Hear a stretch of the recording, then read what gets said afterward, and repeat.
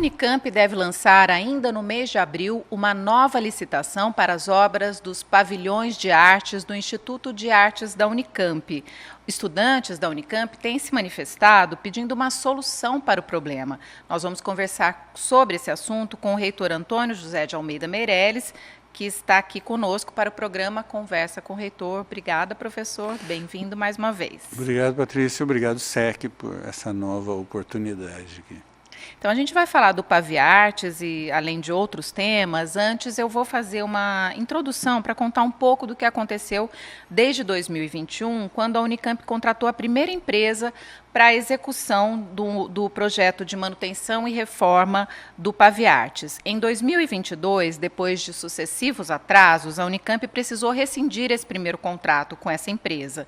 No final de 2022, houve uma nova licitação e foi contratada uma outra prestadora de serviço. Mas em junho de 2023, o contrato também teve de ser cancelado por falta de cumprimento de prazos e também de documentação exigida para a empresa. Novamente, a obra do Paviartes precisa ser licitada e agora sob um novo regime de contratação que é previsto na nova Lei de Licitações e Contratos Administrativos. Professor, esse é o primeiro ponto. Com essa licitação agora prevista para abril, a expectativa é melhor, porque esse processo ele tem mais garantias por causa da nova Lei de Licitação? Então, Patrícia, essa é a expectativa, né? A nova lei, ela criou mecanismos um pouco mais fortes de defesa. Um deles é a possibilidade de fazer a licitação do projeto e da execução do projeto conjuntamente. Muitas vezes, uma das desculpas para a empresa não levar à frente a execução era que tinha um erro no projeto. Então, essa perspectiva, a nova lei aparentemente resolve, né? Nós estamos testando, eu falo aparentemente porque ela começou a valer em 1º de janeiro deste ano, então tem um processo aí de testar essas possibilidades e ela gera outras garantias a mais, então a nossa expectativa é que isso permita, enfim, ter um êxito na licitação. E eu acho importante, assim como esclarecimento, realmente mostrar as dificuldades que a gente tinha, com certeza, com a antiga lei. Uma parte dessas obras que estão paradas, ou que a gente tem dificuldade de concluir, tem a ver com as exigências que a lei antiga impunha à universidade, dificultando seleções mais adequadas, porque a gente obrigatoriamente tinha que escolher o melhor preço, e esse às vezes era um preço que a própria empresa não conseguia garantir depois, né? Então, em algum momento, ela parava a obra, daí você tem duas alternativas, você judicializa, e isso gera um conflito que muitas vezes demora anos para resolver. Uma nova licitação exige que não haja esse conflito judicial. Então, a gente estaria disposto, então, a ficar longo tempo com uma obra parada. A outra possibilidade é fazer uma rescisão contratual amigável para a gente poder fazer uma licitação logo, né? Infelizmente, no caso do Paviartes, isso aconteceu por 2 vezes. Eu acho que houve um certo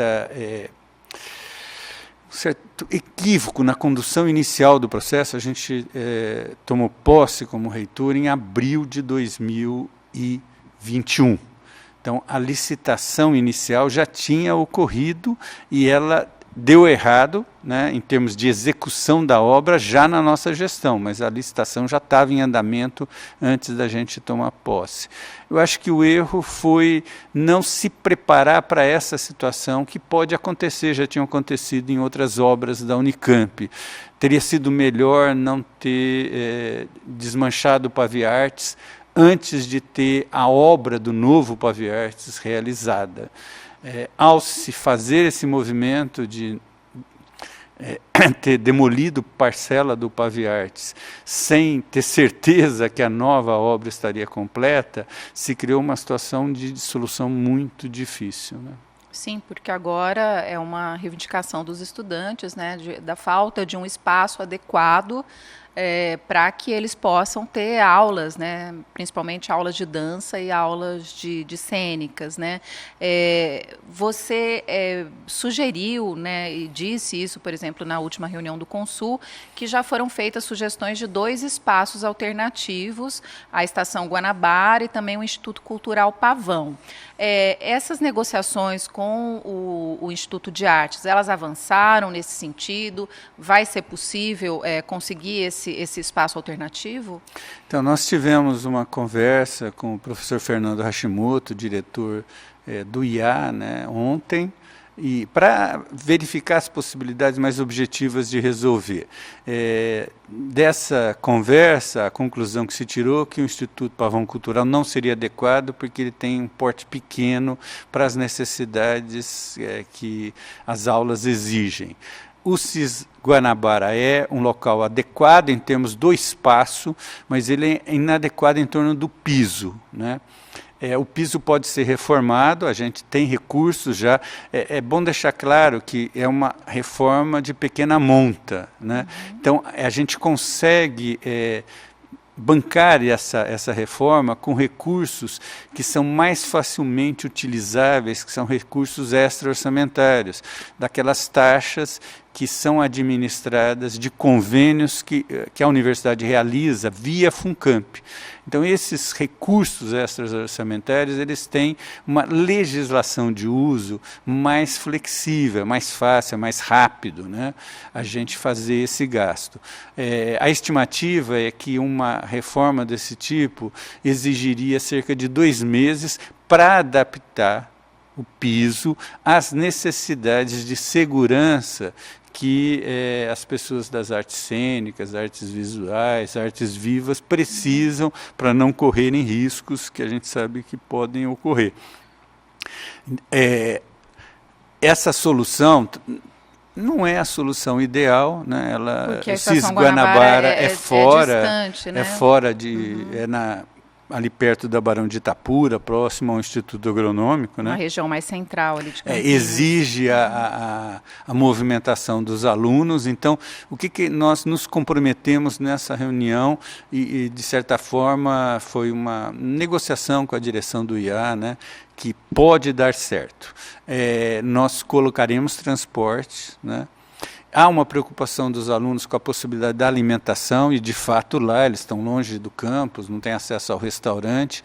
Então, a ideia é que a Pró-Reitoria de Graduação e a Coordenadoria de Graduação do IA organizem um calendário de aulas, vamos dizer assim, o esquema de aulas, de forma que as turmas que tenham aula lá tenham só meio período do dia. O ônibus, então, levaria essa turma de manhã, se a aula for de manhã, traria na hora do almoço, eles almoçariam aqui e teriam daí aulas à tarde aqui no campus. Se a aula fosse à tarde, eles poderiam vir para o Unicamp de manhã, ter atividades aqui, almoçar, e daí o ônibus levaria e traria esses alunos, né? Então, são esses 3 esforços. A ideia é colocar lá e fazer a reforma, colocar o transporte e organizar a grade curricular para viabilizar isso. Eu hoje, na atividade que teve no IA de manhã, inauguração do centro acadêmico, do espaço do centro acadêmico e da empresa Júnior, eu apresentei essa proposta, eles devem estar analisando, né, para ver se é viável. Nós estamos tentando outras saídas, mas elas não são simples. Nós temos um local adequado, por exemplo, na Faculdade de Educação Física, mas que é usado pela própria faculdade, né? Tem o piso adequado, seria possível, em princípio, mas ele é usado para as atividades da própria Faculdade de Educação Física. Então, nós estamos olhando alternativas, mas aquela que nos parece que o compromisso poderia ser assumido, e foi isso que eu disse hoje lá no evento no IA, é esse compromisso no CIS Guanabara. Entendi. Eu acho que é importante destacar, a gente tem ouvido assim, olha, a Unicamp não tem priorizado os cursos de artes da presença, né? Assim, os cursos de artes estão muito precarizados, quer dizer, tem sido feito um esforço para resolver essa questão, quer dizer, à medida em que existe um alcance do problema, vocês estão fazendo isso? Quer dizer, não tem muito mais o que fazer, professor? Então, vamos dizer, tem problemas que realmente estão fora da nossa alçada. É porque muitas vezes quem está de fora, assim, da Unicamp, não tem muita... a gente não consegue perceber a dimensão dessa questão burocrática mesmo, né? Nós temos uma legislação e procedimentos associados à licitação que nos deixam, às vezes, nessa situação, né? A firma que ganha, ela tem um poder muito grande sobre a evolução da obra, né?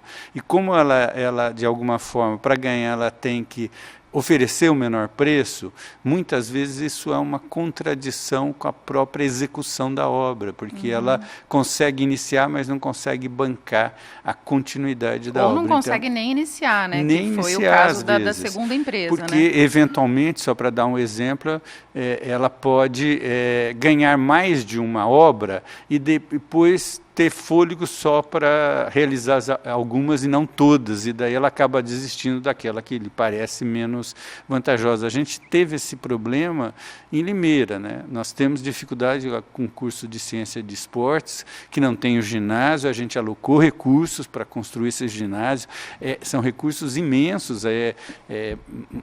próximo de 90 milhões de reais. Uma firma foi vitoriosa e ela só iniciou o canteiro de obras e não iniciou a obra. A gente está num processo de rescisão contratual. Agora, além da rescisão, a Unicamp pode cobrar de outras formas assim, a responsabilidade dessas empresas? Ou isso só com a nova lei? A rigor, a gente tem duas possibilidades. Uma é um conflito jurídico, vamos dizer assim. A desvantagem do conflito jurídico é que ele vai depender de uma decisão da justiça para a gente poder fazer uma nova licitação. Então, às vezes, a gente opta por fazer um rompimento amigável, porque esse rompimento permitiria a gente fazer uma nova licitação rapidamente. Então, essas decisões não são fáceis, porque elas envolvem um custo, por exemplo, significativo, né? Nessa terceira licitação, nós já estamos aumentando significativamente a necessidade de pôr recursos para garantir que a licitação possa ter êxito. É a terceira. Então, toda vez que a gente refaz, nós temos que refazer os cálculos, atualizar preços. Isso exige um tempo de preparação novo. Temos que publicar um novo edital e temos que reservar recursos para garantir o pagamento, né? Isso não significa que nas casas anteriores foi realizado qualquer pagamento, mas os recursos ficam reservados para aquela licitação. Ela não foi licitada, a firma não construiu, ela não recebeu nada. Os recursos estão lá reservados, mas o valor depois de um tempo vai aumentando, a gente tem que complementar. Está entre 19 e 20 milhões a construção do novo Paviartes, e esse dinheiro está garantido no orçamento da Unicamp. Nós recentemente, inclusive isso foi aprovado no último Conselho Universitário, colocamos mais cerca de 20 milhões para a construção de um outro prédio da música para o departamento, um outro prédio do Instituto de Artes para o departamento de música. Então, a nossa parte, assim, em termos de alocação de recursos, ela está sendo feita. Talvez a dificuldade aí tenha a ver com um longo acúmulo de não se dar tanta atenção e prestigiar tanto o IA, e isso, de alguma forma, estourou de uma forma mais intensa. Eu entendo a ansiedade da comunidade agora, né? Também em função de não ter uma boa solução para esse período entre a demolição de parte do Paviartes e a construção do novo prédio. Nós, como gestores, temos que conhecer essas dificuldades da gestão das atividades no setor público e procurar formas para minimizar essas situações. Mas na hora que você demoliu, e não tinha nem iniciado a licitação para o novo prédio, você criou uma situação que é muito difícil de resolver. O que a gente está tentando, dessa forma, é minimizar as dificuldades geradas por essa decisão inicial e por esses insucessos no processo de licitação, né? nós trabalhamos, talvez seja importante dizer isso, com 2 orçamentos. Um orçamento grande, que é aquilo que a gente chama de recursos do Tesouro do Estado, né? Que é a nossa parte na arrecadação do ICMS, que tem preservado a nossa autonomia. Agora, por força dos nossos convênios com empresas, com outros órgãos públicos, a gente administra recursos na nossa fundação. Uma parte desses recursos sustentam a fundação e outros são taxas aos quais as unidades têm acesso, a reitoria tem acesso. Desse total, a gente alocou... Que são os extra-orçamentários. Os extra-orçamentários. A gente alocou R$ 662 mil para resolver detalhes do Instituto de Artes, pequenas reformas, pequenos cuidados que poderiam minimizar o problema. No caso específico das artes cênicas, a questão aí é a possibilidade de fazer um piso adequado que garanta a segurança das pessoas durante a atividade de ensino, né? Certo.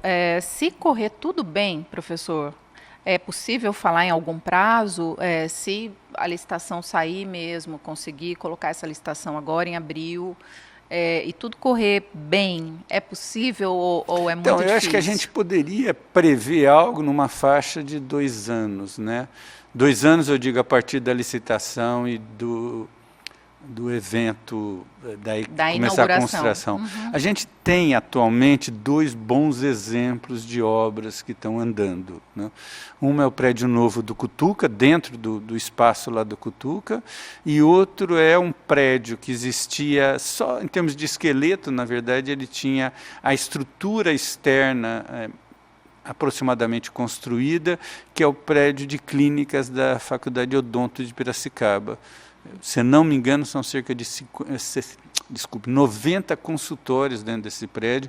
Ele está bem adiantado e deve ser inaugurado agora no início do segundo semestre. São exemplos de licitações que foram, vamos dizer assim, bem-sucedidas, foram ganhas por uma firma que tem cumprido seus compromissos, né? E eu não fui ainda visitar o prédio do Cutuca, mas eu fui recentemente visitar esse prédio de clínicas da FOP e realmente muito já está bastante adiantado. Bom, vamos a outro tema agora, que é a assinatura do Pacto Ninguém Se Cala, que é uma iniciativa do Ministério Público do Trabalho e do Ministério Público do Estado de São Paulo, e o objetivo é incentivar a criação de uma política pública estadual voltada ao combate da violência contra a mulher em bares, restaurantes, casas de espetáculos e estabelecimentos similares. A Unicamp está integrando esse pacto. Eu queria saber qual a importância de fazer parte disso, professor. Então, primeiro informar que hoje de manhã, né, eu tive essa atividade no IA, hoje, às dia 3 de abril, né? E depois, às 11 horas, eu estive aqui na sede do Ministério Público do Trabalho, né, do Tribunal Regional do Trabalho da 15ª Região, onde foi lançado formalmente esse pacto, e a gente fez a assinatura, né, da participação da Unicamp também. A Unesp não estava presente, mas ela assinou eletronicamente, o próprio tribunal, o Ministério Público do Trabalho e alguns órgãos internos ao Ministério e ao tribunal estavam lá presentes. Estavam presentes também os clubes de futebol de Campinas, a Ponte Preta e o Guarani, participando todos dessa iniciativa. Aqui da nossa comunidade, né, a gente tem uma tradição antiga nisso, né? A gente tem desde a criação do PAGU, se eu não me engano, é 93. Né? 30 anos, né, que fizeram. Um pouco mais que 30 anos, em que a questão de gênero já é discutida na Unicamp, né? E que tem uma importância grande para aquilo que a gente constrói hoje, né? Então, vamos destacar algumas coisas. 2019 a gente criou, o PAGU tem toda essa história. Em 2019 a gente criou a Diretoria Executiva de Direitos Humanos, que trabalha com várias questões associadas a preconceito, a discriminação, a cometer delitos contra os direitos humanos, inclusive especificamente aí no caso de dos direitos das mulheres, né?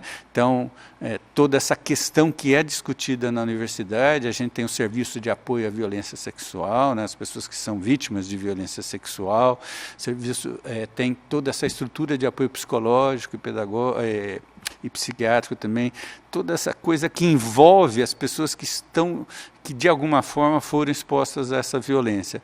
Na sessão de lançamento teve uma primeira coisa que foi uma exposição da professora Ana Bentes, que faz parte do PAGU, sobre toda essa estrutura. Na saída eu já recebi um elogio um elogio à Unicamp, não à minha pessoa, né? Um elogio desse passado da Unicamp com a questão e toda a estrutura que ela já tem de dar suporte às pessoas que são sujeitas a violência de gênero e também do processo educativo para que isso tenha cada vez menos chance de ocorrer dentro da nossa comunidade, mas também pela geração de conhecimento que pode permitir ajudar na formulação de políticas públicas, ter um efeito na cultura da sociedade também, não é só uma coisa para dentro, né? Uma coisa que a gente pode, com tudo que a gente trabalha, falar para fora também. Então estava representantes do PAGU, representantes da DEDH, estavam pessoas da nossa Procuradoria, do DGRH, das comissões da DEDH, do SAVES. Então, toda essa estrutura de suporte na Unicamp à questão do combate à violência de gênero estava também representada, ela tendo uma participação bastante significativa. A última coisa que eu queria falar é a importância mesmo desse convênio, sabe? Primeiro porque envolve diferentes atores, a gente imaginar que os clubes de futebol estavam lá, né? É uma coisa bonita. Isso não significa que essas instituições elas não carregam essa chaga, mas significa que elas estão a fim de superar isso, né? E essa disposição é uma coisa importante. A segunda coisa é que essa relação intensa que a gente estabelece com o Ministério Público, né? O Ministério Público é um agente essencial da defesa desses direitos. E a gente poder fornecer informações, fornecer experiências e ter com eles esse aprendizado dessa colaboração é algo que pode fazer uma diferença significativa. Professor, um último assunto é a abertura dos restaurantes universitários aos finais de semana, que é uma reivindicação antiga também dos estudantes, e a partir do próximo final de semana, a gente está gravando esse programa no dia 3 de abril, a partir do próximo fim de semana os restaurantes já estarão abertos. A Prefeitura do Campus é um órgão hoje em dia muito ativo, né?